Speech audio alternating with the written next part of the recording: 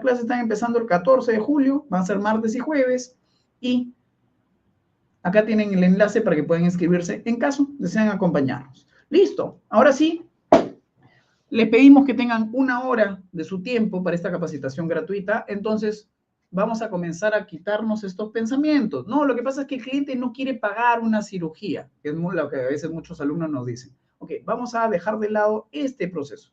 Y nosotros le vamos a pedir, no, lo que pasa es que yo no puedo, yo estoy ahorita de turno, estudiar por internet cirugía es complicado, estoy cansado. Listo, vamos a dejar por 1 hora estas excusas. ¿Ok? Entonces, doctores, les pregunto, ¿cuál es el propósito que ustedes tienen al momento de ejecutar la medicina veterinaria? ¿Qué es lo que quieren conseguir en su vida? ¿Por qué están dedicándose a la cirugía? ¿Qué es lo que están estudiando en este momento? ¿Por qué? ¿Para qué? ¿Para quién? ¿A quiénes quieren ayudar? ¿Cuál es la transformación que el saber de cirugía veterinaria les va a permitir a ustedes a lo largo de su proyección de vida? ¿Ok? Entonces, escriban la palabra sí con tilde, afirmación. Y empezamos de una vez. Escriban sí, porque sí, puedo entenderlo. Necesito prestar atención, tomar nota. Escribe la palabra sí con tilde, afirmación, porque estás comprometido con nosotros a que vamos a llegar a este plan de estudios. Sí, porque soy capaz de realizar el procedimiento. Solo tengo que entender la metodología. Escribe la palabra sí con tilde, afirmación, porque sí, obvio, tenemos la fuerza. No importa que estemos cansados, esto nos hace mejores profesionales. Así que le damos la bienvenida, señores, a la clase del día de hoy de cirugía gastrointestinal de urgencia. Listo. Ahí voy leyendo los comentarios. Sí, sí, sí. Eso, qué gusto. Muy bien, bienvenidos. Ok, doctor. Ahora sí, vamos a comenzar a ver su presentación. La estamos viendo ahorita en pantalla. Richard nos va a estar acompañando durante esta transmisión, así que bienvenidos cuando usted guste, doctor. Nosotros nos quedamos en el backstage para cualquier intervención que quiera hacer. Tiene que prender su micrófono. Tiene que prender su micrófono, doctor, para... Ok, Yares. Ahí está. Listo, ahora sí. El chat va a salir aquí abajito, ¿cierto? Lo que pregunten va a aparecer aquí, ¿verdad? Sí, correcto. Como ¿Ya? una Y si no, ventanita. yo voy a estar compartiendo. Las preguntas las dejamos para el final para enfocarnos en la clase y cualquier interacción que quiera con los alumnos, nosotros estamos a disposición. Vale, perfecto, yo quedo atento. Muy Perfecto. bien, ¿cómo están? Muy buenas noches con todos, con todo Latinoamérica. Yo acá muy contento de poder estar aquí con ustedes hablando de un tema que a mí me encanta, que es la cirugía, y mejor aún si estamos hablando de cirugía de urgencia. La cirugía de urgencia, principalmente la gastrointestinal, es muy retadora. Mi vida profesional, de hecho, es la que más tiempo me toma hacer, es la que más toma con las manos o con los instrumentos quirúrgicos. Hay que hacerlo con sumo cuidado. ¿Ok? Incluso, como se dice, el problema que nosotros generemos con nuestras manos puede ser superior al problema que el paciente presenta, ¿no? Porque a lo mejor el cuerpo extraño obstruía, pero no generaba una isquemia y nosotros le provocamos una isquemia iatrogénica. Entonces, tenemos que tener mucho cuidado al momento de manipular, ¿no? Allá habíamos conversado, el conocimiento anatómico es infalible, hay que conocer el abdomen como si estuvieran en su casa. ¿Ok? Cuando usted quiera ser cirujano, cuando usted ya tenga experiencia, usted tiene que conocer el abdomen como si fuera la palma de su mano. ¿Dónde se encuentra cada estructura? ¿Dónde se encuentra la adrenal? ¿Dónde se encuentra el páncreas, la rama izquierda del páncreas, la rama derecha? Todo. Tiene que saber localizar los uréteres y dónde se encuentra cada porción del intestino. Sumamente importante. Así que hay que conocer la anatomía desde cero. Incluso yo siempre recomiendo de que por ahí usted regrese a la universidad y le pida a su profesor de anatomía que le haga un repaso en su tiempo libre o se siente en las clases de anatomía para que usted vuelva a recordar, porque es sumamente importante tener una base anatómica para poder hacer una buena cirugía. Si usted conoce lo que ve, créame que la cantidad de errores que usted puede cometer va a ir reduciendo. ¿Okay? Y recordemos que los errores en cirugía pueden ser muy catastróficos, pueden ser graves. Yo siempre digo, en la vida hay hay profesiones que no pueden cometerse errores, como por ejemplo los pilotos. Que si un piloto comete un error, eso representa un error muy grave, que es la muerte. Y los médicos, principalmente los cirujanos, si cometen un error, si ligan un vaso sanguíneo equivocado, si cortan una estructura y la dejan abierta y no la suturan, pues va a representar la muerte del paciente. Por lo cual, El conocimiento anatómico va muy en serio. Hay que hacer un recordaris de las estructuras. Y por último, bueno, no último, la planificación. Tenemos que siempre planificar una cirugía. No estamos hablando de una castración, una esterilización, porque son cirugías que quizás la gran mayoría conoce al pie de la letra. Me refiero a la planificación en caso de cirugías, por ejemplo, oncológicas. La cirugía gastrointestinal oncológica requiere mucha planificación porque hay que tener un plan A, un plan B y un plan C, que es el lema que yo les voy a dejar. Siempre hay que tener un plan si algo no nos funciona al inicio. Así que no se olviden, planifiquen su cirugía, conversen con el propietario, reúnan a su equipo, lean, estudian, analicen el caso antes de sentarse a operar. Y principalmente no improvisar, ¿ok? Recuerden, la medicina ya está escrita, ya está desarrollada, no vamos a improvisar absolutamente nada. Todo tiene que tener una planificación con base científica y analítica. No se olviden. Bien, vamos al siguiente. Muy bien, entonces, cuéntenme un poquito, yo veo los comentarios cuando escriben. ¿Qué urgencia quirúrgica gastrointestinal es la más frecuente? Quizás por ahí algunos me dirán, doctor, yo recibo muchos gatos con cuerpos extraños lineales. Pues yo veo poco de eso. Sí hay, pero muy poco. Hay muchos que miran, doctor, yo veo muchos pacientes que tienen cuerpos extraños que son colontas de choclo porque vivo cerca de un establo y pues es muy eventual que los perros suelan comerse este tipo de cosas o pepas de durazno o melocotón, pepas de mango.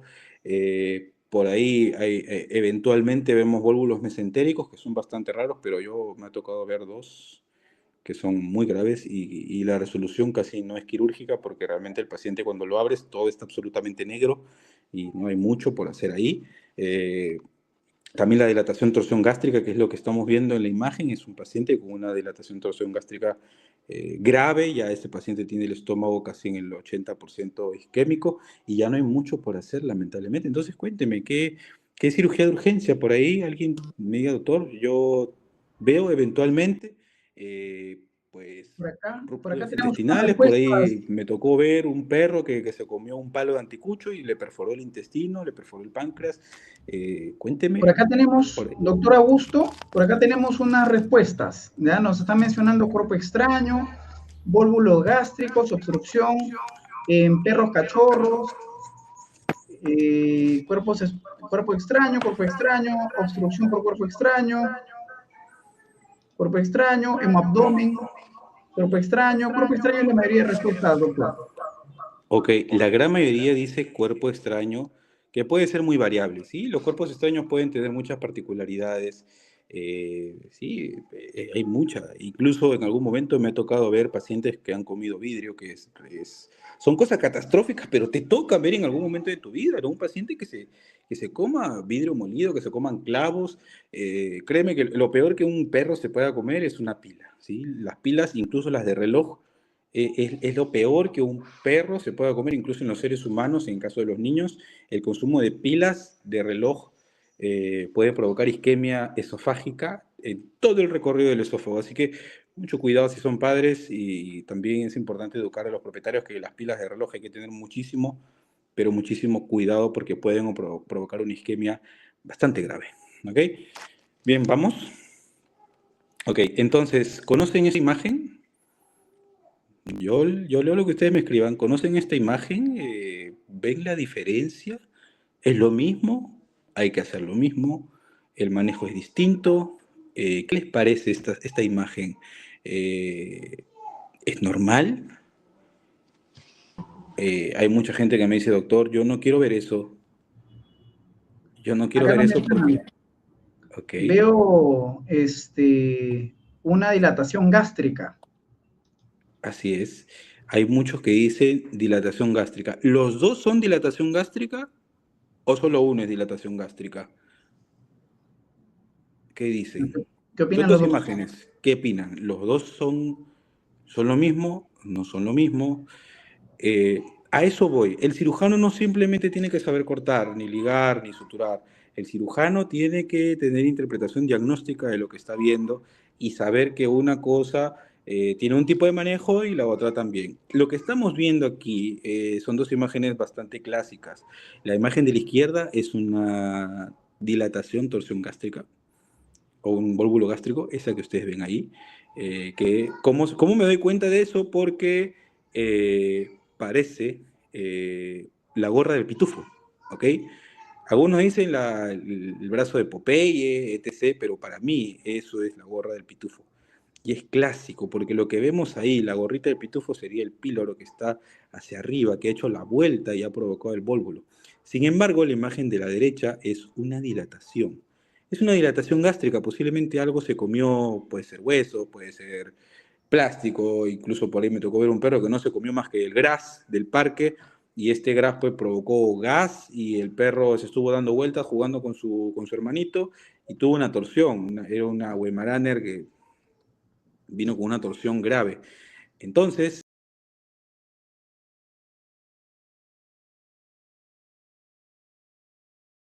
así es, la imagen de la izquierda es una dilatación torsogástrica y la de la derecha es una dilatación. Una dilatación. ¿Por qué sé que es una dilatación y no es una torsión? Porque no hay compartimento. Es una sola estructura, es solamente un círculo. ¿Ok? Por lo cual, posiblemente el paciente pues, estuvo jadeando. A veces ocurre cuando hay una impactación alimentaria. La comida se fermenta, se llena de gas el estómago y provoca una distensión grave, ¿no? El manejo es un poco más sencillo que la torsión gástrica, porque en este caso, pues en el caso de la dilatación, el manejo no necesariamente es quirúrgico, puede hacerse tratamiento médico. Sin embargo, la gran mayoría de veces debería terminar en manejo quirúrgico, pero no de urgencia, ya les voy a mencionar por qué. Sin embargo, la dilatación torsión gástrica es más una emergencia médica que quirúrgica, ojo. Así que con mucho cuidado para el diagnóstico, ojo. Vamos. A la pregunta que iba, ¿ambos casos se manejan médicamente igual? ¿Qué dicen ustedes? ¿Se maneja igual? ¿Hay que manejarlo, hay que hacer lo mismo? Pues yo les diría que no. La dilatación es una situación un poco más benevolente. Sin embargo, un paciente con dilatación en cuestión de minutos puede convertirse en una torsión gástrica. A mí me tocó en algún momento hace unos cuantos años ver una perrita que era una pastora alemán que había ingresado por una dilatación porque le habían dado huesos de chicharrón y la perrita había llegado con una dilatación. Le pusimos una sonda nasogástrica, la colocamos en la jaula, aspiramos con gran contenido de gas, gran contenido de líquido y la perrita había estado tranquila, se estaba recuperando. Empezamos a tener unas cuantas consultas, por ahí la checábamos de vez en cuando y de pronto sus ánimos cambiaron. Estuvo más decaída y notamos que el abdomen había empezado a dilatarse y cuando tomamos una radiografía la perrita tenía una torsión. O sea, pasamos de que pasó de una dilatación a una torsión. Uno dirá, doctor, pero si ya aspiró el gas, ¿por qué? ¿Por qué se torció? Bueno, yo creo que el estómago cuando sabe que se tiene que toser se tuerce por más que tú liberes el gas. Eso es algo que no tiene explicación hasta el sol de hoy, pero se torció y tuvimos que entrar a estabilizarla y entrar a cirugía de emergencia. Así que, ojo, cuando tengas un paciente con dilatación, es mejor hospitalizarlos porque en cuestión de minutos, 1 hora, 2 horas, pueden generar una torsión gástrica inminente y representarte una urgencia quirúrgica. ¿Ok? Vamos. Ok, aquí te estoy mostrando parte de la fisiopatología de lo que es la torsión gástrica. Recuerda que generalmente empieza con una dilatación gástrica, el estómago comienza a dilatarse, comienza a llenarse de gas, principalmente por una aerofagia o por fermentación alimentaria, y el estómago puede rotar quizás en 90, 180, hasta 360 grados. Hay torsiones que son muy graves, y esto va a ocasionar una obstrucción del píloro y también del cardias, o sea, hay en ambas entradas y salidas del estómago están totalmente obstruidos. Por eso es que la colocación de sondas nasogástricas en este caso suele ser un poco inútil, porque tenemos obstruido ambas vías. El estómago está torcido tanto en la entrada del cardias como a la salida en la frontera con el duodeno, por lo cual cuando usted quiera pasar una sonda nasogástrica va a ser totalmente inútil porque tenemos una torsión, ¿no? vamos a tener que se va a acumulación progresiva de gas, va a haber aumento de la presión intragástrica, vamos a tener una compresión vascular, los vasos sanguíneos gástricos, va a haber una abulsión, un desgarro total de los vasos sanguíneos, y esto es lo que va a predisponer a la isquemia gástrica. ¿Ok? Es un acúmulo de varias cosas negativas en el paciente: la abulsión de los vasos sanguíneos, la isquemia del estómago, la compresión del estómago sobre la vena cava que va a alterar el retorno venoso. También vamos a tener torsión esplénica en algunas ocasiones, porque recordemos de que el vaso tiene una relación con el ligamento gastroesplénico, y esta relación hace que cuando el estómago hace una torsión, el vaso también hace el desplazamiento y ahí genera una torsión esplénica. Ahora, en mi experiencia, eh, no lo he visto mucho la torsión esplénica. Sí hay, sí suele presentarse, pero lo he visto muy poco. Torsión gástrica sí, pero torsión esplénica, pues no lo he visto mucho. De hecho, vi un perro que había hecho torsión gástrica y aparentemente hizo torsión esplénica, pero después el vaso solito se acomodó, porque cuando lo revisamos, todos los vasos sanguíneos del vaso estaban desgarrados, estaban lesionados, estaban con aneurisma, así que yo presumí de que antes de entrar a la cirugía el vaso había hecho una rotación y después se acomodó. Son cosas que raras, que a veces en la medicina puede pasar, pero sepan de que si van a hacer una torsión gástrica, prepárese, porque posiblemente usted tenga que sacar el vaso. Comentarles por ahí un dato al aire, a ver, de que cuando uno tiene una cirugía de torsión gástrica, hay una posibilidad por ahí que usted tenga que retirar el vaso, pero sin embargo, cuando usted hace una esplenectomía por alguna masa o por cualquier causa, y el perro pesa más de 15 kilos, usted obligatoriamente tiene que hacer una gastropexia profiláctica. Entonces, en la esplenectomía de perros grandes, sí o sí tenemos que hacer gastropexia, pero en la torsión gástrica, en la dilatación bulbogástrica, no necesariamente vamos a sacar el vaso, para que lo tengan en cuenta. Este es un dato que les va a servir para la vida, ojo. Entonces vamos a tener también alteración del retorno venoso, por lo cual estos pacientes van a entrar en shock y el paciente va a ingresar bastante adolorido a la veterinaria. ¿Ok? Vamos. Entonces, como hay alteración de retorno venoso, recordemos que todas las patologías que alteren el retorno venoso van a tener disminución del gasto cardíaco, y esto va a provocar un cuadro de shock obstructivo. Vamos a tener hipoperfusión del tisular, por lo cual estos pacientes van a tener hiperlactatemia, van a estar con el lactato volando. Ya saben que el lactato nos habla del índice de perfusión tisular, por lo cual, como tenemos una hipoxia tisular, vamos a tener hiperlactatemia, vamos a tener por lo cual una acidosis metabólica. El paciente va a estar muy acidótico, va a estar muy mal, va a estar muy descompensado, con el retorno venoso totalmente alterado, y vamos a tener emisión de mediadores inflamatorios y radicales libres, ¿sí? Entonces, si nosotros no identificamos el problema, si nosotros no resolvemos médicamente o estabilizamos al paciente, el paciente va a morir, ¿ok? Aparte de ello, también vamos a ver algunas arritmias ventriculares en el electrocardiograma, por lo cual cuando se tenga un paciente con torsión gástrica, tiene que hacer un electrocardiograma para poder identificar las arritmias ventriculares, que se suelen presentar en cuadros de isquemia de reperfusión, cuando hay obstrucción de retorno venoso y cuando el paciente suele tener también alteraciones en el vaso por reflejo vagal, suele haber también fibrilaciones ventriculares prematuras, ¿no? Finalmente, el paciente entra en una falla multiorgánica y se muere, siempre y cuando no detectaste el problema o no estabilizaste como deberías haberlo hecho. ¿Vamos? Muy bien, doctor. Entonces, en conclusión, si tengo mi paciente tiene una dilatación gástrica, ¿qué es lo que tengo que hacer? Primero, identificar el problema y la causa. O sea, tienes que saber, ya tiene dilatación, listo. En este caso, veo que es una dilatación. ¿Alguien me puede decir por qué es esta dilatación por ahí? ¿Hay alguien, algún valiente que me diga cuál fue la causa de esta dilatación? ¿Qué pasó con este perro? ¿Qué estuvo haciendo este perro para que le genere una dilatación?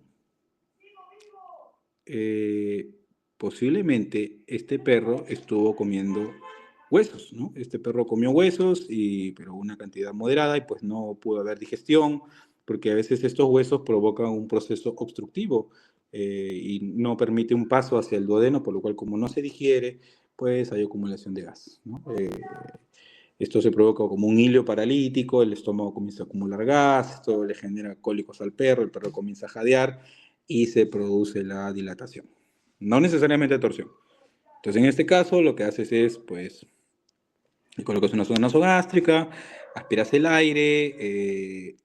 Si son cantidades pequeñas, por ahí podría hacer digestión el perro con procinéticos. Si es que no sucede nada en la radiografía control, pues sí podrías entrar a cirugía para retirar esos huesos, quizás con una gastrotomía y pues de paso liberas el gas directamente del estómago y le haces una gastropexia, ¿no? Para evitar una torsión, una gastropexia profiláctica. Entonces, aquí no estamos hablando de viabilidad gástrica porque en este caso no hubo torsión gástrica, pues evitaste que ocurra más bien este incidente, que es la torsión con el manejo médico que hiciste, ¿no?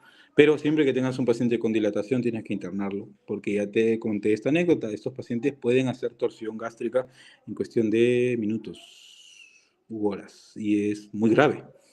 Entonces, punto de referencia para la sonda nasogástrica es hasta la última costilla, cuando es hasta el estómago, ¿eh? No todas las sondas digestivas se colocan hasta el estómago, solo cuando es necesario, porque si no va a provocar una esofagitis por reflujo, porque el cardias debería estar cerrado, pero con la sonda pues obligas a que el cardias se abra. En este caso lo haces porque el perro lo necesita, porque tiene que aspirar el gas. ¿Ok? Entonces, para que sepan, ese es parte del manejo de la dilatación gástrica. Bien, vamos.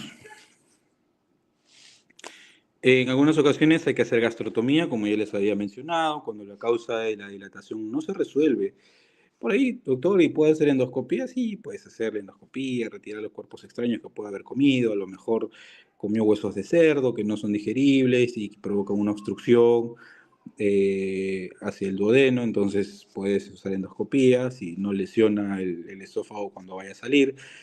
Pero si no tienes endoscopía, porque esto puede pasar, doctor, no tengo endoscopía, cerca de mi ciudad tampoco hay endoscopía, pues toca hacer cirugía, ¿no? Toca abrir al paciente y hacer una gastrotomía. Ojo, si yo voy a hacer la cirugía de estómago, no solo me voy a limitar en la cirugía de estómago, lo que tengo que hacer es, alguien me puede decir, a ver, alguien en el público, solamente me voy a limitar a la cirugía del estómago o qué es lo que tengo que hacer. A ver, por ahí alguien, algún valiente que me puede decir, doctor, no, yo no solo me limito a sacar, a abrir el estómago y sacar los cuerpos extraños, yo pues hago algo antes de simplemente retirarlo, porque puede pasar de que uno retira los cuerpos extraños del estómago, pero el tercer día, cuarto día, el perro sigue mal, y cuando le hacen la ecografía, el paciente tiene todavía cuerpos extraños. Entonces por ahí alguien se aventura a decirme si es que ¿qué otra cosa tengo que hacer antes de abrir el estómago una vez haya hecho yo la apertura de la cavidad abdominal? ¿Mm? Bueno, lo que hay que hacer siempre es una celeotomía exploratoria. Tenemos que explorar el abdomen eh, antes de abrirlo porque tenemos que cerciorarnos de que el estómago esté completamente, perdón, de que el intestino esté completamente libre y que los cuerpos extraños solamente estén localizados en el estómago. ¿Ok? Igual yo puedo conservar una sonda nasogástrica porque estos pacientes una vez que se dilatan se van a dilatar en otras ocasiones, así que pues abro el estómago, retiro el cuerpo los huesos o lo que tenga y le hago una gastropexia profiláctica, ¿no?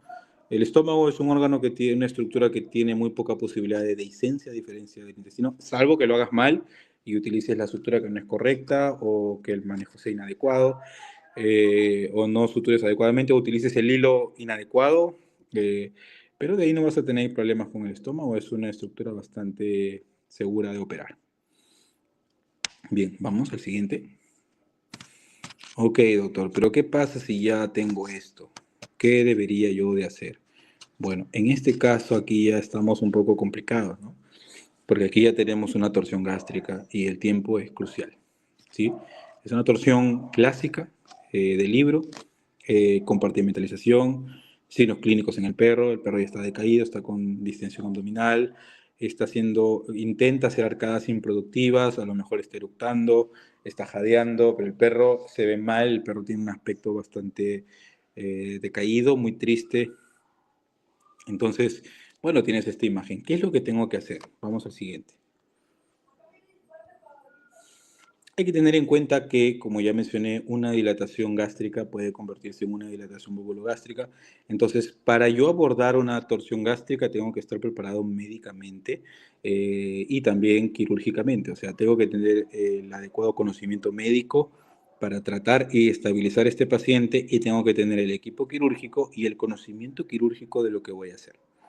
¿Ok? No es un procedimiento, no es un evento que se maneje de manera individual.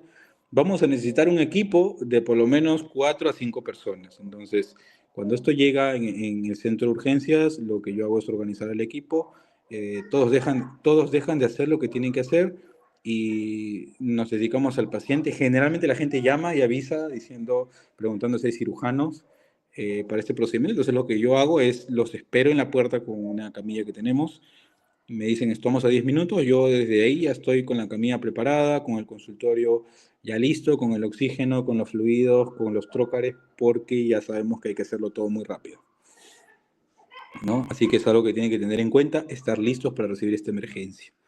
¿Ya? Si nosotros hacemos un diagnóstico temprano, si el manejo médico es adecuado, si estabilizamos adecuadamente, estabilizamos bien al paciente, la supervivencia va a ser mucho más alta. Esto también no depende de nosotros, porque a veces los pacientes con torsión gástrica, el propietario lo lleva a la veterinaria en tiempo muy prolongado, por ahí doctor empezó a estar mal desde las 10 de la mañana y ahorita son las 11 de la noche, entonces el perro ya pues viene con una falla multiorgánica grave y pues mueren en la mesa de estabilización. Esto es bastante frecuente.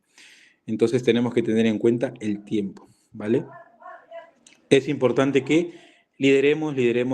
Tenemos que organizar el equipo, tenemos que saber lo que estamos haciendo, delegar funciones a cada uno de los miembros del equipo para poder, eh, no sé, por ahí, Katy, pon la vía, Juan, vas a poner el electrocardiograma, Pepe, tráeme los catéteres, eh, Rodrigo, el oxígeno. Cada uno tiene que tener una función establecida antes de manejar estos pacientes, porque generalmente son pacientes grandes y requieren fuerza para mover, rotar, desplazar, rasurar, colocar la vía, agarrar la cabeza, o sea, son muchas cosas, ¿sí? No te apresures en operar, si tú te apresuras en operar, el paciente va a morir, no te apresures, no te aloques, todo tiene un proceso, todo tiene su tiempo, y es importante que mientras se estabilice te sientes con los propietarios de Toti, tienes que sentarte y explicarle, señor, Toti tiene una patología grave que es una torsión gástrica, las posibilidades de mortalidad son supremamente altas considerando el tiempo. Entonces, ahorita el plan es estabilizarlo, hay que darle algunos medicamentos, hay que darle fluidoterapia, hay que darle oxigenación, hay que trocarizarlo y prepararlo para el procedimiento quirúrgico. Entonces, tienes que conversar con los propietarios, explicarle todos los riesgos y que firme todos los consentimientos. ¿Va? Bien, vamos. Entonces lo que yo hago es trocarizar al paciente, lo ponemos el paciente de cúbito lateral y vamos a colocar el trocar. Hay que rasurar, ¿sí? Se rasura el paciente y colocamos alcohol y colocamos el trocar. Yo lo hago con un catéter número 18, que creo que es el naranja, si más no me equivoco. Puede ser el gris también. Yo soy malo para los números, pero hay que trocarizar porque la trocarización va a liberar un poco la tensión gástrica. La tensión, no la torsión, porque la torsión va a seguir. La torsión no se va a resolver sola, ojo. El paciente no va a dejar de estar torcido, pero sí puedes reducir el volumen de la dilatación. Y esto lo vas a hacer con el trocar un poco para que la compresión de la vena cava reduzca y el paciente pueda estabilizarse un poquito más. Le vas a colocar vías en las dos patas, derecha e izquierda, y vas a pasar lactato a chorro porque el paciente está en shock. Y evita usar los miembros posteriores porque como el paciente tiene retorno venoso alterado, va a ser absolutamente innecesario hacer eso. Usa las vías delanteras, ¿vale? Sonda nasogástrica, no vas a lograr mucho porque el perro está torcido, la sonda no va a pasar y va a ser un poco innecesario. Yo doy lidocaína por la isquemia y reperfusión, por los radicales libres, pero principalmente por las arritmias ventriculares que el paciente pueda llegar a tener. Las arritmias ventriculares son graves y así que tenemos que identificarlas y tenemos que tratarlas. Yo utilizo lidocaína. Y sí, es importante ver las mediciones de lactato. A mayor hiperlactatemia, mayor índice de isquemia gástrica irreversible. El estómago puede estar intentando necrosarse, pero eso cuando uno logra la desrotación, el estómago vuelve a recuperar su color. Este cambio drástico provoca síndrome de isquemia reperfusión, pero bueno, el estómago es un órgano infalible para la vida, no lo podemos retirar, por lo cual hay que tratar esas consecuencias. Pero a veces el lactato está tan alto y nos indicaría que el estómago está ya completamente isquémico y que no haya mucho por resolver. En algunas ocasiones me tocó ver pacientes que intentamos coger el estómago y el estómago se desmoronaba y la comida se salía. Es terrible, porque el tiempo pasó y el estómago pues hizo una isquemia bastante grave. Vamos. Entonces, ¿qué es lo que realmente resuelve la patología? A ver, ahí sí me gustaría saber la opinión del público. Si saben qué es lo que realmente resuelve esta patología, ¿qué lo va a resolver? O sea, entonces, doctor, ¿qué es lo que tenemos que hacer? ¿Qué resuelve este tipo de casos? La parte médica, la parte quirúrgica. Realmente lo que resuelve esta patología, muchos dirán, doctor, es la gastropexia. La gastropexia es la cirugía para la torsión gástrica. No. Lo que realmente resuelve esta patología, aunque suene tonto, es la desrotación gástrica. Usted tiene que hacer una desrotación gástrica adecuada y una vez que usted haga la desrotación gástrica tenemos que evaluar todas las paredes del estómago y de ahí hacer una gastropexia. Tenemos que hacer una gastropexia del lado derecho para evitar que el píloro haga ese viaje provocando el vólvulo. Entonces, no se olviden, lo que resuelve la patología no es la gastropexia. La gastropexia es preventiva, siempre es preventiva. La puedes hacer en un perro sano a los 8 meses, quizás, un fila brasilero, un pastor alemán, le ofreces una gastropexia para evitar una torsión.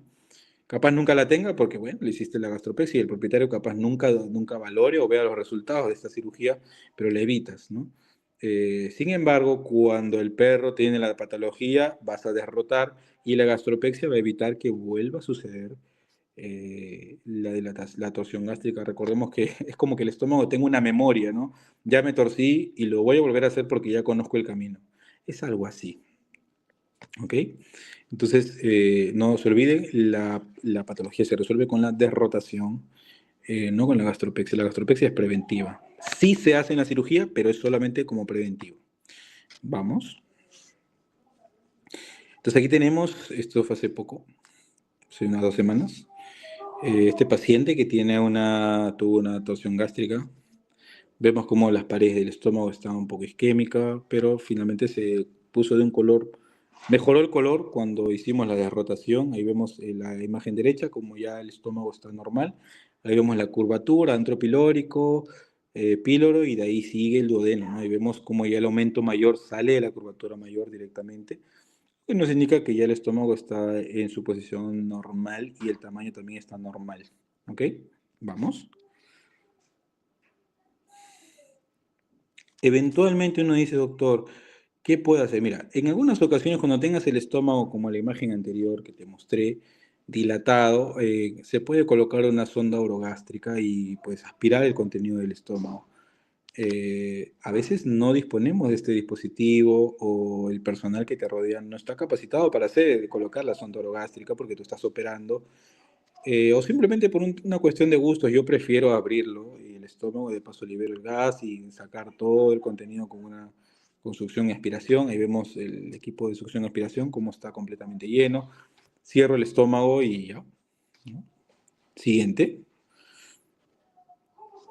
Entonces, ya una vez derrotado, esto es algo que no está acá en la diapositiva, pero yo acostumbro a revisar todo el intestino antes de hacer la gastropexia. O sea, reviso todas las asas intestinales antes de hacer la gastropexia y antes de cerrar el paciente, para ver si no hay un cuerpo extraño. Por ahí en un momento me tocó ver un paciente que había hecho torsión gástrica, pero no por el problema en el estómago directamente, sino porque tenía un cuerpo extraño en el intestino.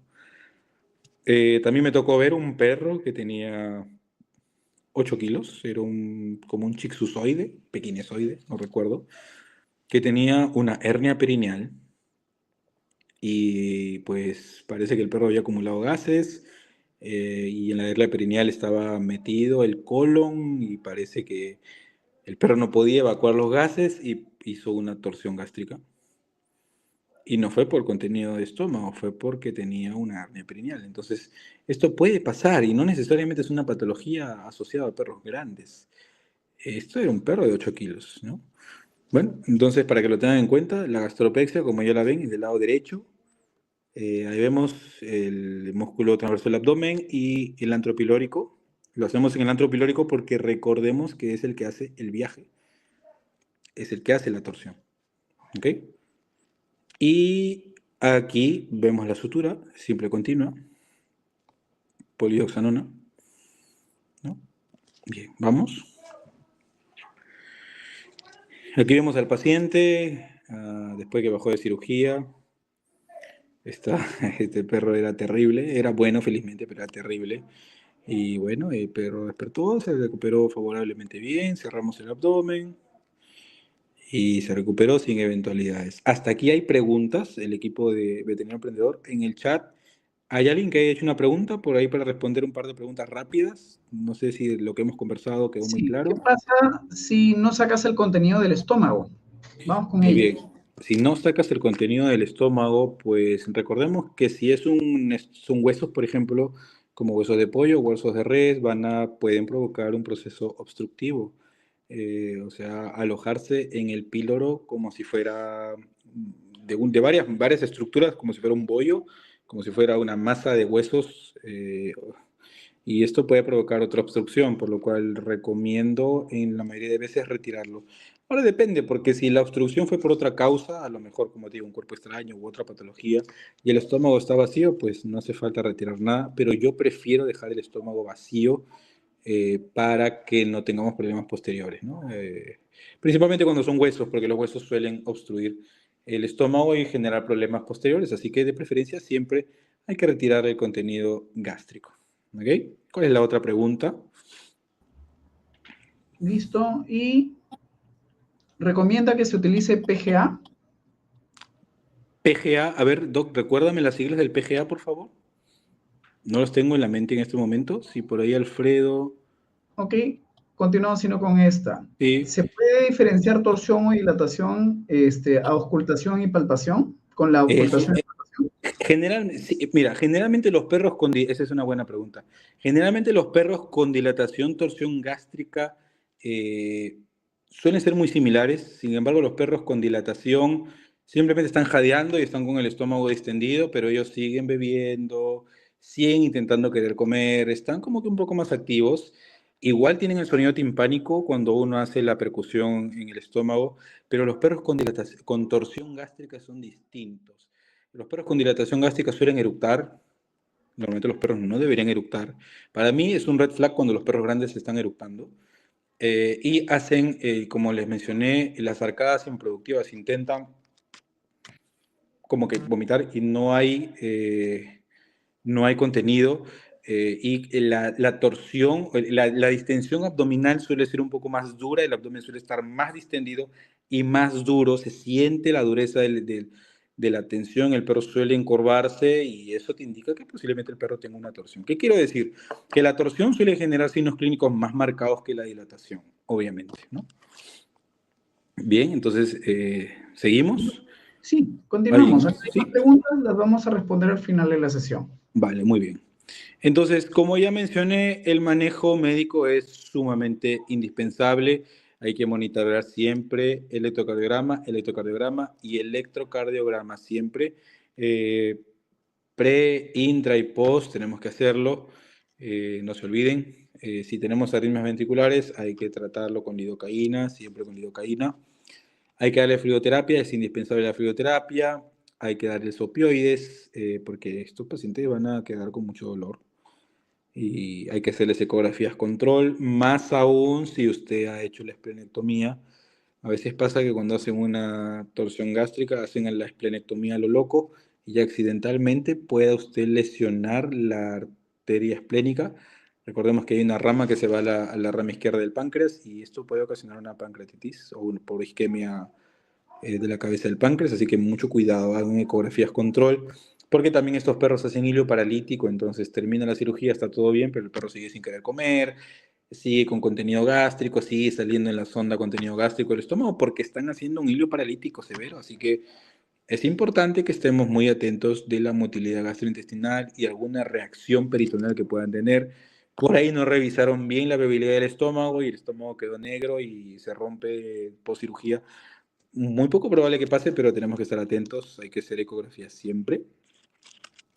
La sonda nasogástrica se puede conservar hasta que el paciente ya coma con normalidad, ya no acumule gases.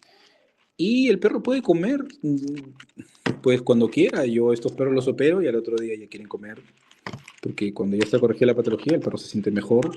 Sin embargo, el hecho de que coma no significa que ya esté todo bien. Las cosas, las reacciones, la isquemia de reperfusión trae consecuencias posteriores, así que tienes que estar muy atento, muy, muy atento. ¿Ya?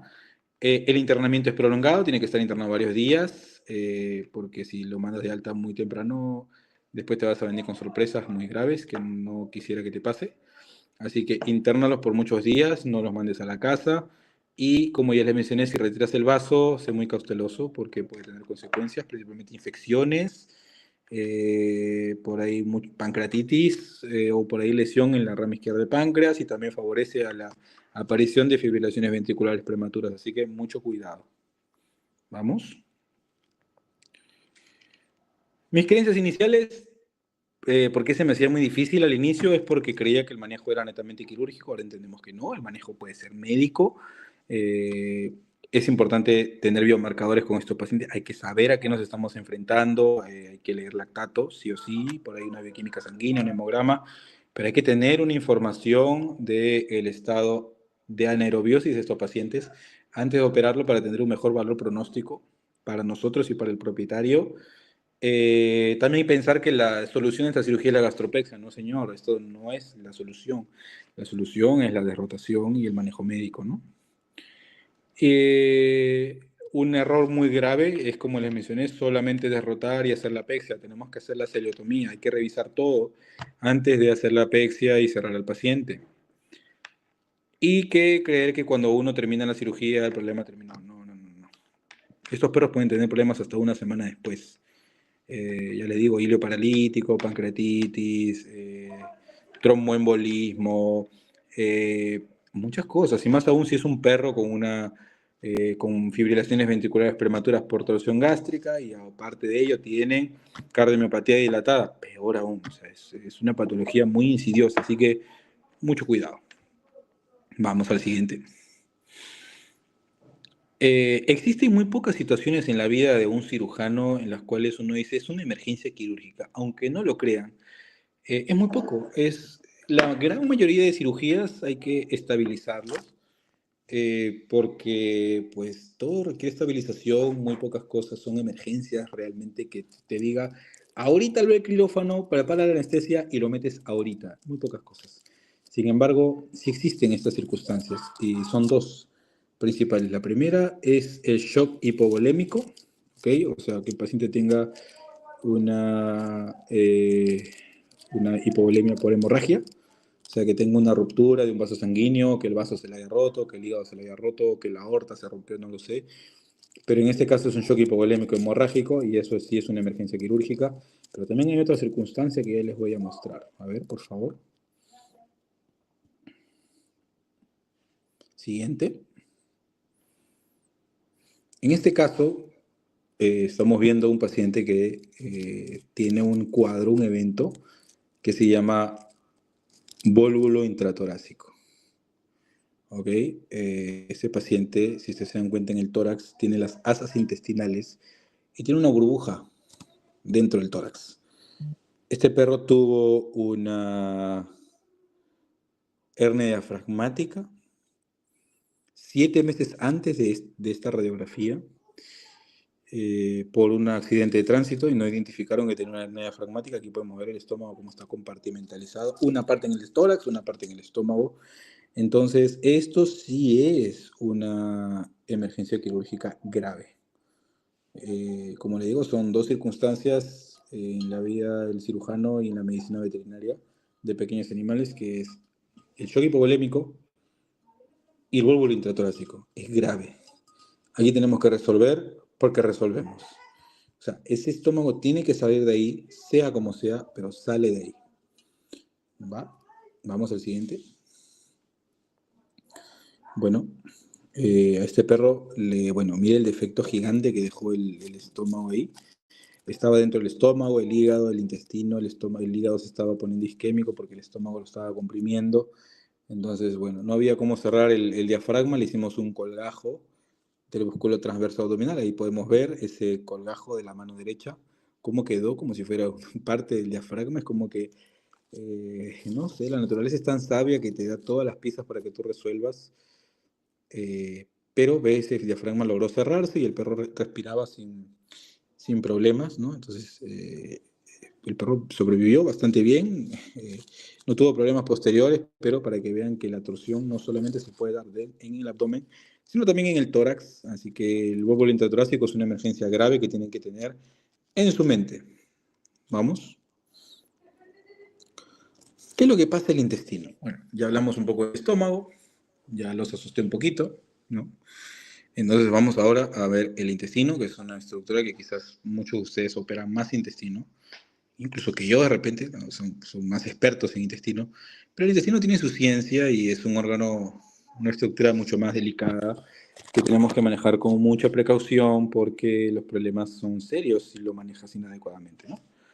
En esta imagen, aquí estoy haciendo una exploración de un paciente que se había comido una media por sexta vez, por sexta vez. Era un perro de 7 meses que era la sexta vez que abríamos porque se había comido medias. Tenía una filia con las medias, no sé por qué, pero siempre se comía medias y truzas. Entonces aquí le retiramos una media del intestino. ¿Vamos? Hay que entender un poquito de la anatomía del intestino. La anatomía del intestino es crucial para entender cómo ocurren los procesos obstructivos. Tenemos el duodeno, el yeyuno e ilion. El duodeno es la primera porción y casi nunca vas a ver el duodeno porque el duodeno está pegado al abdomen por el mesoduodeno. Sin embargo, el yeyuno y el ilion están móviles porque están sostenidas por el mesenterio. ¿Ok? Son estructuras distintas. Hoy por hoy el mesenterio, ya les voy a contar, ya es considerado un órgano. Antes no, antes solamente era un repliegue de peritoneo que sostenía el intestino. Hoy por hoy es un órgano. El duodeno es muy importante porque vas a ver ahí el páncreas, la rama derecha del páncreas, o sea, ahí ingresa la papila duodenal mayor desde la vesícula biliar, drena la bilis en el duodeno intramural. Entonces, las posibilidades de un cuerpo extraño ahí son bajas, pero yo sí he tenido cuerpos extraños en duodeno. Masas en duodeno también, son terribles porque están cerca del páncreas, entonces sí vas a tener algunas cositas ahí en duodeno, eventualmente. Quien te diga que no hay cuerpos extraños en duodeno, mentira, sí hay. Y bueno, el yeyuno, como les mencioné, es la porción más larga del intestino y vas a tener ahí muy comúnmente los cuerpos extraños.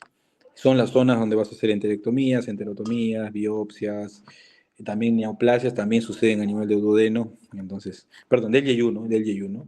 Y el ilion, pues se desconoce la frontera entre el yeyuno y el ilion, pero es la zona muy común de las neoplasias en los gatos, como el carcinoma ileocecocólico, como el linfoma, etc.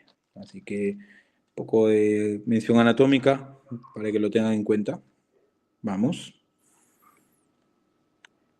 Hay leyes asociadas a la cirugía intestinal, obviamente hay mucha ciencia detrás, pero yo se los pongo aquí muy clave. El diagnóstico tiene que ser adecuado, tenemos que tener en cuenta que si el paciente tiene un cuerpo extraño, mucho no me importa dónde está en realidad. Lo que más me interesa es si esto no está perforado, si no hay una peritonitis como tal, y que el tiempo no sea muy prolongado, porque si el paciente tiene mucho tiempo con este cuerpo extraño, las posibilidades de una isquemia intestinal son graves, son muy altas, y de una posible ruptura también.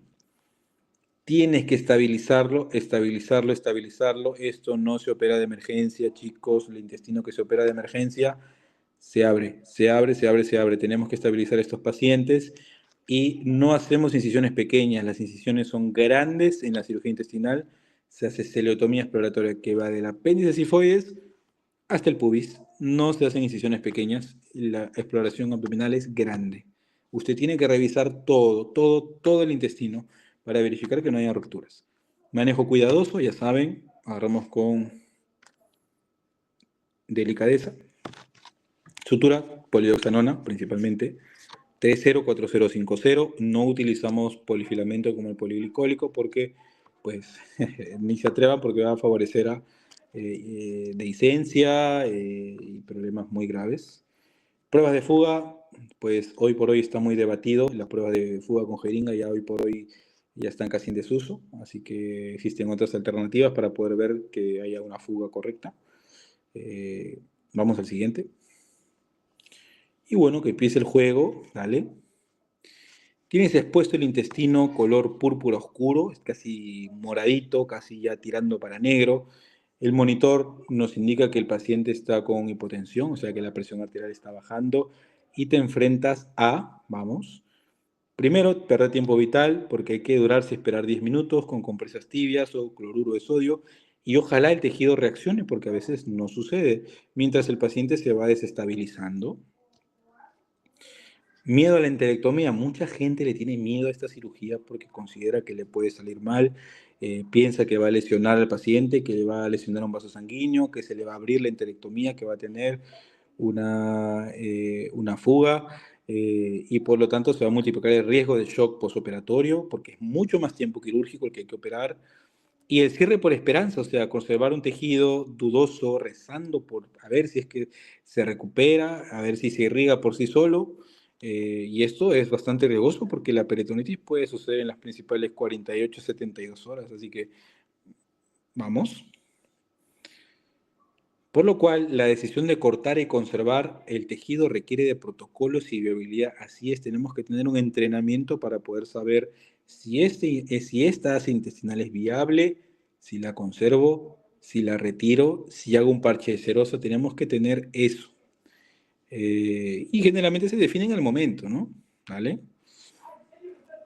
Así que con el reto quirúrgico que se viene, vamos a analizar todos los casos reales y donde vamos a implementar todos estos sistemas de observación para tener criterios de viabilidad, chicos. Los criterios de viabilidad son importantes para que usted no cometa el error de conservar un intestino que está desvitalizado, que está necrosado, que está lesionado.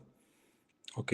Así que todas estas técnicas que les vamos a enseñar va a reducir el tiempo quirúrgico considerablemente y haciendo que tu paciente salga adelante de una manera mucho más rápida, efectiva y que tengas mucha mejor confianza para operar. ¿Dale? Entonces te vamos a ayudar a tomar decisiones bajo presión. Recordemos que estamos en una cirugía, con el sonido del monitor, con la presión de que el propietario está esperando en recepción a ver cómo sale todo. Y tienes que tener en cuenta que para los casos complejos de abdomen agudo obstructivo, no confíes solo en tu memoria o intuición. Hay una ciencia detrás. Hay algoritmos, el algoritmo de viabilidad intestinal y cierre seguro. Tenemos las guías de patrón de sutura. ¿Ok? Forma parte de todo este material de veterinario emprendedor que te va a entregar por completo para que puedas operar con la confianza que necesitas, operar tranquilo y relajado, ¿vale? Así que no te olvides, el 14 de julio vamos a empezar este curso maravilloso para que puedas entender cómo funcionan los órganos quirúrgicamente hablando, ¿vale? Bien, entonces vamos a hablar un poquito de lo que son las principales complicaciones de la cirugía intestinal. Yo creo que ya la gran mayoría lo sabe, que la principal complicación, bueno, la principal complicación de todo es la muerte, pero podemos tener cosas antes de ello, como por ejemplo la fuga intestinal, ¿no? Dale. La fuga intestinal es una de las patologías más insidiosas que podemos tener porque las peritonitis, uno, que son inespecíficas y dos, que el paciente no se sabe cómo va a reaccionar ante un proceso séptico. Hay pacientes que logran superarlo ante una segunda cirugía por una corrección, pero hay pacientes que simplemente se van. Es muy complejo el manejo de la sepsis en estas condiciones. ¿Ok?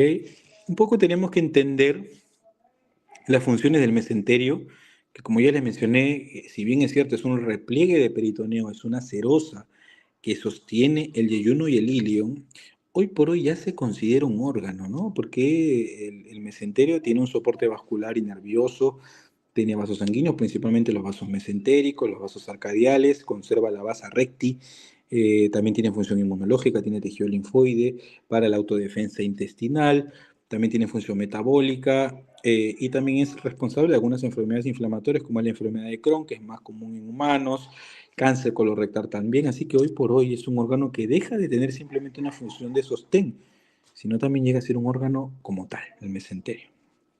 Siguiente, por favor. Y es importante entender los procesos de cicatrización que los vamos a ver brevemente, no nos voy a aburrir con procesos fisiológicos muy largos. Primero es la fase inflamatoria, vamos a tener una vasoconstricción que es breve y luego vamos a tener un proceso de vasodilatación, vamos a tener migración de neutrófilos y macrófagos, vamos a tener que se va a formar un coágulo de fibrina que va a servir como andamio inicial, porque obviamente el intestino no se va a sostener netamente por un coágulo de fibrina, sino que necesita de otros procesos para poder tener un mejor sostén. Y es crítico porque aquí la resistencia va a depender únicamente de la sutura que usted realice, ¿ok? No del tejido. Vamos. Luego tenemos la fase proliferativa que va desde el día 3 hasta el día 14. Aquí tenemos ya la proliferación de fibroblastos, vamos a tener el depósito de colágeno tipo 3, que no es un colágeno netamente estructural, es un precolágeno, porque este colágeno no nos va a ayudar mucho a tener una fuerza. Es aquí donde muy posiblemente tengamos discencia si usted no hizo la sutura correctamente bien, si el paciente no estaba en condiciones o si el material de sutura no es el adecuado. Aquí también vamos a tener el inicio de la angiogénesis, formación de vasos sanguíneos, tejido de granulación. Así que, como les mencioné, el riesgo de discencia es muy alto. Recuerden que las complicaciones intestinales no ocurren en el día 1, día 2. El día 3, 4, hasta el día 7 podemos tener inicio de complicaciones intestinales. Así que mucho cuidado, mucho cuidado. Dale. Luego tenemos la fase de maduración, ya pasa de ser un precolágeno tipo 3 a convertirse en colágeno tipo 1. Vamos a tener un aumento progresivo de la fuerza tensil del tejido. Ya obviamente la vascularización disminuye porque ya se forma un tejido de cicatrización. Vamos a tener una remodelación del tejido. Y recordemos que la resistencia nunca va a llegar a ser la del 100% porque va a ser un tejido mucho más rígido porque ya es cicatricial. Puede ser entre 70 y 80% como máximo. Nunca llega a ser como era el tejido antes. Vamos. Fallas en el nudo intestinal. Bueno, imagínate tú, terminas la enterotomía, todo bien, suturas el intestino, porque por ahí se había comido un hilo con una aguja que lo sacaste por el recto y salía por la boca. Sacas el hilo, suturas el intestino, cierras el abdomen, pero te invade la duda. Apreté el nudo más de lo normal, estrangulé la vascularización, va a haber necrosis, la sutura fue correcta, habré provocado una isquemia inducida. Son muchas las dudas. Incluso uno dice, la sutura fue bien apretada. Entonces uno dice, doctor, yo no hago cirugía porque me estresa pensar en esto. Bueno, hay test de fuga, ¿no? Que como se dice, la jeringa va a medir la presión al momento de que ver si es que se sale, ¿no? Pero esto no predice cómo va a reaccionar el tejido al día siguiente, ¿no? Entonces, hay cosas que tenemos que tener en cuenta. ¿Dale?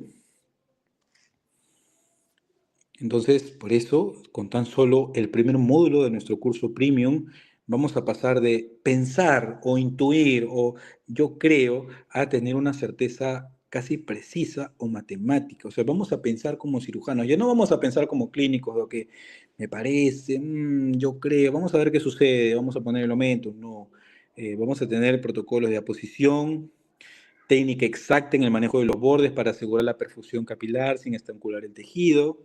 ¿Sí? Siguiente, vamos a tener algoritmos de viabilidad tisular, criterios clínicos estandarizados para decidir en menos de un minuto qué es lo que hay que hacer, retiro o no retiro, conservo o no conservo, parche de sedosa o mentalización. Y vamos a tener casos reales bajo presión. Vamos a analizar el intestino altamente inflamado y comprometido y vamos a saber cómo resolverlo, ¿no? Siguiente.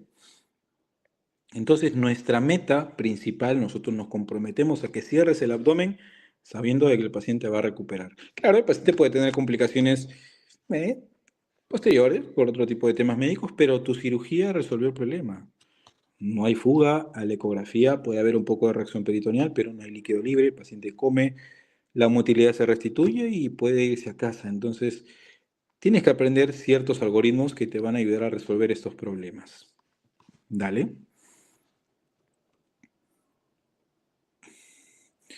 Muy bien, entonces, como le digo, les presentamos este programa de capacitación en vivo, el reto quirúrgico, que va a reducir el riesgo en tu cirugía. ¿Vale? Siguiente, por favor. Aquí les muestro un artículo, porque a veces la gente me dice, doctor, quiero artículos, quiero medicina basada en evidencia. Claro que sí. Es un artículo de 2025 que nos habla de que la hipotensión intraquirúrgica favorece o tiene mayor predisposición a la dehiscencia intestinal. Y es cierto, y esto explica por qué los pacientes tienen que estar estabilizados antes de cirugía. Y si tenemos una hipotensión que puede suceder, pues hay que controlarla lo más pronto posible, este chamba de anestesista, pero el anestesista tiene que tener una comunicación ferviente con el cirujano, porque la hipotensión puede ser catastrófica, no en el momento, sino post cirugía. Así que tenemos que controlar en lo posible la hipotensión para evitar una peritonitis séptica posterior en el caso de los perros. Siguiente, por favor. Vamos a presentar algunos casitos clínicos. Ahí yo sé que a la gente le gustan los casos clínicos. Vamos. Tenemos este caso de un perro, pues que llega porque se había perdido y después de 3 días apareció todo triste, todo decaído, vomitando. No sabían qué había pasado. Entonces yo le siento una masa en el abdomen, era como una hernia, pero el perro no mejoraba. Así que le hago la ecografía y me doy cuenta de que, bueno, tenía las asas intestinales ahí metidas en esa hernia y la motilidad estaba totalmente ausente en el abdomen. La vejiga estaba íntegra, el hígado estaba íntegro, el vaso estaba íntegro, no había líquido libre dentro del abdomen, pero le dolía la zona de la hernia. Entonces yo ya pensaba que posiblemente tengamos algo muy particular, ya les voy a mostrar. Vamos al siguiente. Bueno, resolvimos la hernia, porque lo que tenía era una hernia abdominal traumática, porque posiblemente lo atacaron, entonces suturamos el músculo, vamos. Y pues aquí vemos al responsable, en la imagen izquierda vemos que era el intestino que se había metido en la hernia y pues los perros que lo atacaron también mordieron el intestino y que provocaron una ruptura. El perro no hizo peritonitis séptica porque el intestino no se rompió dentro del abdomen, sino se rompió en la hernia, así que le tuvimos que realizar una enterectomía, como la que ven en la imagen derecha, y el perro pues se recuperó sin mayor eventualidad. Fue todo muy rápido, el perro se estabilizó previamente y recuperó sin ningún problema. Vamos. Este es un caso muy particular y muy complejo. Este era Donald, que se operó en la ciudad de Huancayo. Y este perro tenía 7 años en ese entonces, 2024. Ingresa con una temperatura de 34 y entra por dolor abdominal y estaba súper pálido. Entonces aquí fui emergentólogo antes de cirujano. Primero estabilizamos al paciente, lo calentamos con calor pasivo. No se calienta con calor activo, calor pasivo, tiene que subir la temperatura 1 grado por hora.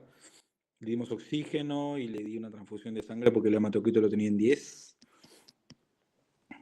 Cuando le hago la ecografía, Donald tenía líquido libre, no era entendible lo que había ecográficamente, era como un conglomerado de una estructura encapsulada y pericogénica, y en el centro tenía como estructuras que sobrenadaban, y cuando lo punce salió pus, era todo muy inespecífico, ¿no? Dale. Lo que tenía Donald era un plastrón intestinal, porque una masa intestinal se había roto y había derramamiento de contenido intestinal de una gran parte del intestino realmente, ¿no? Y podemos ver cómo la cápsula está abriéndose y el contenido intestinal está ahí encapsulado. El omento intenta hacer algo, pero se le va de las manos al omento. El vaso incluso se estaba torciendo, se comenzó a poner isquémico porque al momento que hicimos el desbride de las estructuras del plastrón, pues el vaso, parte de las arterias esplénicas estaban metidos dentro del plastrón y se comenzó a poner oscuro, tuvimos que retirar el vaso.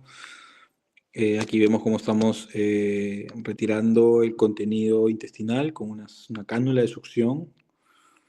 Siguiente, por favor. A Donald hicimos una enterectomía bastante amplia. Casi un 60% del yeyuno salió ahí. Ahí lo pueden ver en la foto derecha. Está todo metido ahí adentro. Parece pequeño, pero eso era era terrible, ¿ok? Entonces ahí vemos la enterectomía. Era casi duodeno, una parte chiquita del yeyuno y de ahí ilium. Obviamente esto va a generar una condición grave que se llama síndrome intestino corto. Pero más allá del síndrome de intestino corto, el intestino pasa por un proceso que se llama síndrome de readaptación intestinal, en las cuales las funciones del intestino son reasignadas fisiológicamente, porque por la ausencia de gran parte del ayuno. Y este proceso de readaptación hace de que el paciente tenga problemas de hipomotilidad muy prolongados hasta que el intestino pues vuelva a adaptar ciertas funciones o designar funciones nuevas en el intestino. Entonces el paciente entra en hilio paralítico muy prolongado. Habían 4 o 5 días que el perro no restituía motilidad, comía por sonda, le dimos alimentación parenteral. Sin embargo, el perro al día 13 comienza a comer. Dije, bueno, será, ¿cómo se dice esto? Cuando es una mejoría pre-muerte, bueno, no recuerdo el nombre, pero el perro comenzó a comer, comenzó a mejorar su semblante y pues le dimos transfusión de albúmina también antes porque perdió mucha albúmina y el perro mejoró. ¿Cómo? No lo sé. No me pregunten cómo es que los perros mejoran de estas condiciones, pero el perro salió adelante. El perro lo que había tenido eran masas hepáticas que pues posiblemente habían hecho metástasis en intestino, el intestino se rompió y pues provocó todo este problema. Vamos al siguiente. Ahí vemos a Donald. Creo que fueron 3 o 4 meses después de su alta. Vino muy bien, siempre venía para controlar su hígado que estaba muy mal. Pero Donald ni se enteraba, él hacía su vida completamente normal. Siguiente, por favor. Y bueno, tu ruta del criterio quirúrgico 2026 es pasar el pánico ante la complicación al control dentro del quirófano. ¿Okay? Hoy, 8 de junio, vamos a hablar, bueno, estamos hablando de cirugía gastrointestinal, que es la evaluación de urgencias, cuerpos extraños y abordajes básicos. No tan básico porque hemos hablado cosas pesaditas, pero mira todo el programa hermoso que tenemos. Por ejemplo, el 16 de julio vamos a hablar de cirugías en felinos, de tumores intestinales, sarcomas, posinoculación, que es algo que se habla poco, módulo premium, el 21 de julio, cirugía esplénica. Hablemos de cirugía de vaso, que es algo que no se sabe, la cirugía de vaso es enigmática. Así que vamos a hablar de ello. Y en agosto, pues es el fin del miedo quirúrgico. ¿Yares, quieres agregar algo? Sí, recordarles a todos los médicos que además vamos a tener la facilidad de poder conversar directamente y presentarle todas las casuísticas de los mismos estudiantes del reto quirúrgico. Para nosotros es importantísimo que los médicos sepan que cuentan con nosotros para poder hacer enfoque en todo lo que viene a ser entender si es que están haciendo un protocolo adecuadamente o no. Por eso nosotros siempre buscamos orientarles y dentro de esa orientación, la idea es que ustedes puedan compartirnos sus propios casos clínicos con fotos, con videos. Lo que más buscamos es que ustedes se puedan sentir preparados para un procedimiento quirúrgico. Entonces, justamente el reto se encarga de que ustedes puedan estar predispuestos a aceptar una cirugía. Vamos a abordar a todas estas capacitaciones como un marco específico de cuándo hacerlas, cuándo no hacerlas, además de la técnica quirúrgica. Entonces, doctores, el programa para que ustedes puedan empezar a reducir sus riesgos quirúrgicos está empezando el 14 de julio. Si ustedes quieren acompañarnos, pues nosotros felices de que lo puedan hacer, pueden ingresar al enlace que hemos compartido en el chat para que puedan conocer un poquito más de todo lo que nosotros les estamos ofreciendo. Vamos a hablar desde cirugías reproductivas, urgencias gastroentéricas, enfocarnos principalmente en cómo ustedes pueden tener mayor criterio al momento de atender a un paciente que llega al consultorio y que necesita una atención quirúrgica, ya sea de urgencias o programada. Entonces, para esto, ejemplos de factores que vamos a trabajar con el doctor Augusto, que estos son ejemplos reales de parte de él, ¿no? Por ejemplo, retiro de masa mamaria sumamente agresiva, ¿ya? Entonces, ¿cómo hacemos acá un proceso de reconstrucción con colgaje subdérmico desde la pilla? Entonces, doctores, algo como esto, ustedes pueden recibir, serían capaces de poder afrontar un protocolo aterrizado, porque lo que nosotros buscamos es que tengan el entendimiento para que puedan hacer la práctica. La malla curricular abarca más de 40 horas académicas, ¿ya? Vamos a hablar de hemorragias, de inescencias, vamos a hablar de tumores, vamos a hablar de manejo de heridas, reconstrucciones, vamos a hablar de todo lo que está relacionado a politraumatismo y este tipo de cirugías de urgencia. Las clases están empezando el 14 de julio. Vamos a tener clases en vivo sobre extracción de masas, sobre cirugía esplénica, sobre manejo del síndrome braquicéfalo. ¿Listo? Y vamos a hablar incluso hasta de hernias. Doctores, lo que nosotros buscamos es que ustedes se puedan sentir preparados. ¿Listo? Entonces, todo este plan de estudio lo estamos aterrizando para ustedes. Nuestro enfoque es que ustedes puedan ver bajo la tutela del doctor Augusto cómo manejar situaciones como, por ejemplo, este tumor en el codo, ¿ya? Cómo se pudo hacer un colgajo de reconstrucción y cómo el paciente comenzó a recuperarse y teniendo cada vez las condiciones funcionales cada vez más adaptadas hacia la nueva etapa del paciente. Entonces, para ello, nosotros queremos compartirles más de 40 horas académicas, los martes y los jueves, en la noche, 8 de la noche en horario Perú, Colombia, Ecuador. Lo que nosotros buscamos es darles clases en vivo, darles masterclasses como proceso de introducción y darles módulos asincrónicos. Ahora, obviamente, nosotros queremos que ustedes puedan practicarlo, que puedan dedicarle tiempo. El tiempo suficiente como para que con ello ustedes puedan cobrar más por sus servicios médicos, porque una cirugía siempre es muy bien pagada. Que ustedes puedan conseguir trabajo más rápido gracias a la complementación que vamos a darle nosotros, no solamente con el proceso técnico, quirúrgico, sino también con el criterio de en qué momento poder practicarlo. Siempre es más atractivo un médico que además de clínica también tiene nociones quirúrgicas. Adicional a ello, que poco a poco con la práctica, mientras ustedes comiencen a perfeccionarse, mientras ustedes comiencen a dedicarse, nos encantaría que de acá de repente de 1 año, 2 años, ustedes ya puedan dedicarse a hacer interconsultas y que puedan ser llamados por distintos centros veterinarios para que ustedes hagan sus cirugías. Por ejemplo, un día lunes hacen una cirugía en una clínica veterinaria, el martes en otra, el miércoles en otra. Y de esa manera ustedes van a poder tener más facilidad de opciones de empleo. Incluso hasta van a poder generar sus propios efectos de ingreso por su cuenta. En resumen, un médico que sabe hacer cirugías gana más, porque no cualquiera hace cirugías. Para esto hay que tener técnica, hay que desarrollarla y sobre todo tienen que practicar. Vamos empezando por la parte inicial. Entendamos en qué momento hacer la parte quirúrgica, cómo manejar el antes, el durante y el después. Todo esto acá nosotros queremos ofrecérselos a ustedes. Si quieren ingresar al enlace, pueden entrar al link que hemos compartido en el chat para que puedan entrar a una conversación por WhatsApp y que por ahí puedan recibir toda la información del programa. Esta capacitación la venimos haciendo desde 2021. Entonces, estamos completamente a disposición de ustedes de poder ayudarles a que puedan mejorar su protocolo. Esta es la 5ª edición